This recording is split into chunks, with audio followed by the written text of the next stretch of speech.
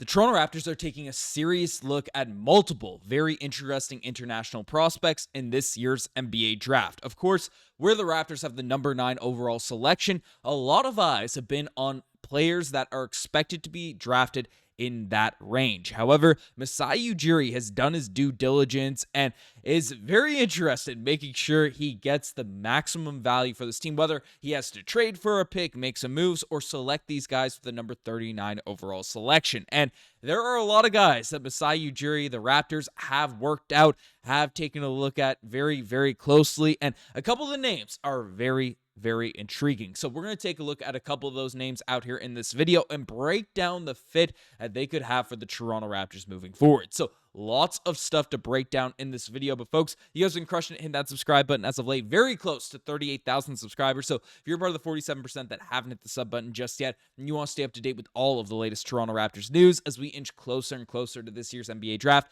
make sure you guys hit that subscribe button. But let's jump into it because, of course, all eyes have really been on the number 9 pick, whether or not the Raptors are going to get Kevin Durant, and all that type of stuff that has been popping off in Raptors land over the past couple of weeks. But the NBA draft is where Masai Ujiri's really made his mark out there across the NBA in terms of finding diamonds in the rough, coming out and be able to just bring in players with extremely high value, whether it's a second round pick, an undrafted guy, and there are some workouts that are very intriguing to Toronto Raptors fans, and one guy specifically that I just flashed his picture, but Hansen Yang is a guy that, frankly, at the number 39 overall selection, which is the Toronto Raptors second round pick this year that they acquired from the Portland Trail Blazers, could be a very intriguing option, as right now he's projected to go 35 overall in the most recent ESPN mock draft. I've seen him in scanning through the mock drafts for prepping this video, around the 40 range, 35. Some people have him jump into the first round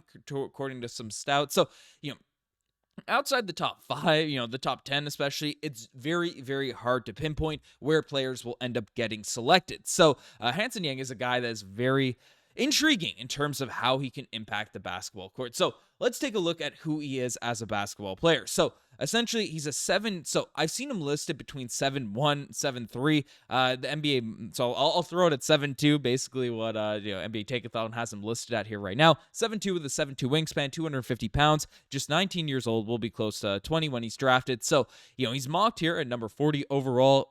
But a very just exciting prospect that a lot of people are intrigued by his upside. So we take a look at it. Of course, he's not, jumping out the gym out there at that center position, but he is a guy that, last season in terms of, his 20, 24, 20, 25 per game averages, playing international basketball, he is a dude that really could fill the stat sheet, averaging 16 points per game, 2.7 blocks, 3 assists, and 10 rebounds per night. He's a solid free throw shooter. Not great, but 67%, but not horrible out there. He has taken 3-point shots, so he took 1.1 threes per game, which at 28% isn't elite by any stretch of the imagination, but shows that is an area of his game where he can certainly develop, but is a guy that really, as a second round pick, has extremely high upside. He has a 9'3" reach at the center spot, and really just has a lot of people excited in terms of like his actual ball sense. So if we look at his strengths, he's a really polished scorer. Like, he has that ability to finish around the basket, that touch around the rim.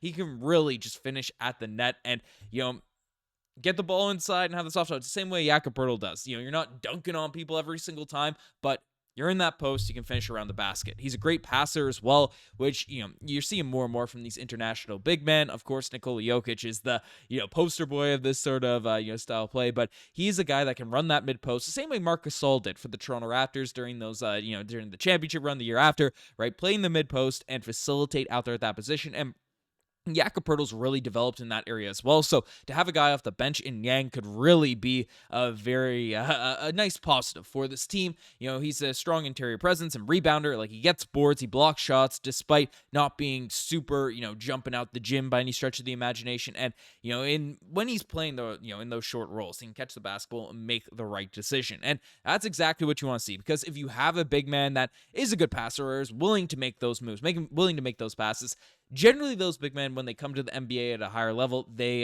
decision making gets tougher and they end up averaging a ton of turnovers. So Yang has a pretty high IQ in terms of his actual decision making in those areas. But Of course, not a perfect player, wouldn't be projected to the second round if he wasn't, but he's not that quick, right? Defensively, and it's one of the things that plague a lot of big men coming into the league as they enter.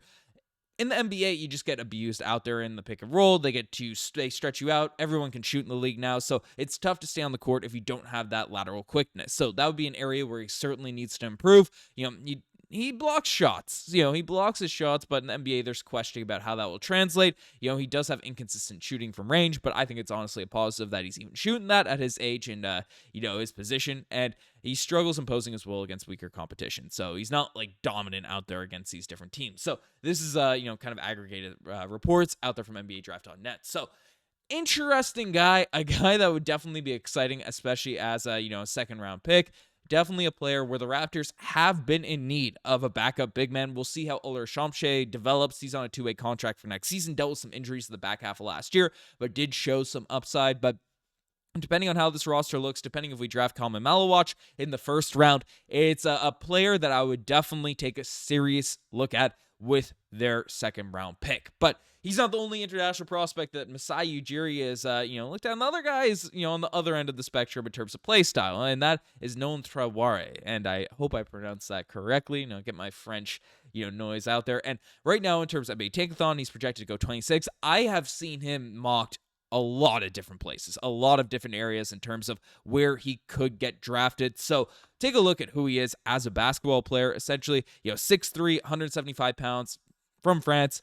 Only 19 years old, so you're younger than Yang, but a guy that I think, you watch his highlights, you look at what he's able to do out there on the court, is an exciting basketball player. So in terms of his international stats last year, 12 points per game, 5 assists, 1.9 rebounds, shot 71% from the free throw line, and 31% from three. So solid stats, nothing crazy eye-popping, but only 22 minutes per night out there.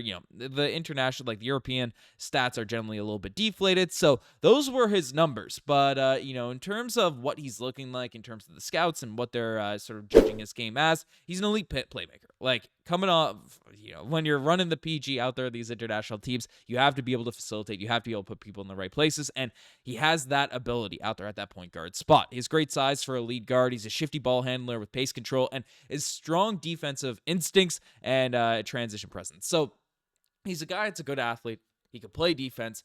He has the intangibles athletically, and I've seen some comparisons which might not excite some people. And again, it's a lot of hey, he's from the same place, so you get the same comparables. But I've seen a Killian Hayes, who is a player that had a ton of upside, didn't end up coming to fruition out there in the NBA, but definitely a guy that has the ball handling, has the ability, the playmaking, and can just really have that potential to develop into a lead guard. So, very interesting there. He does need to improve his consistency as a three-point shooter. We saw that in his three-point shooting percentages and things like that. Lacks strength, so finishing through contact. So while he does have that athleticism, needs that body control, that strength to take those hits, to take those bumps and finish around the rim. Of course, that gets exacerbated when you're playing against grown men out there in Europe. So that is one thing to take into account. He struggles creating in isolation, so he's not going to be one of those guards that is Damian Lillard-esque, creating those buckets, creating those shots for himself. And even though he is a strong playmaker, he can force risky passes, which leads to turnovers. Of course,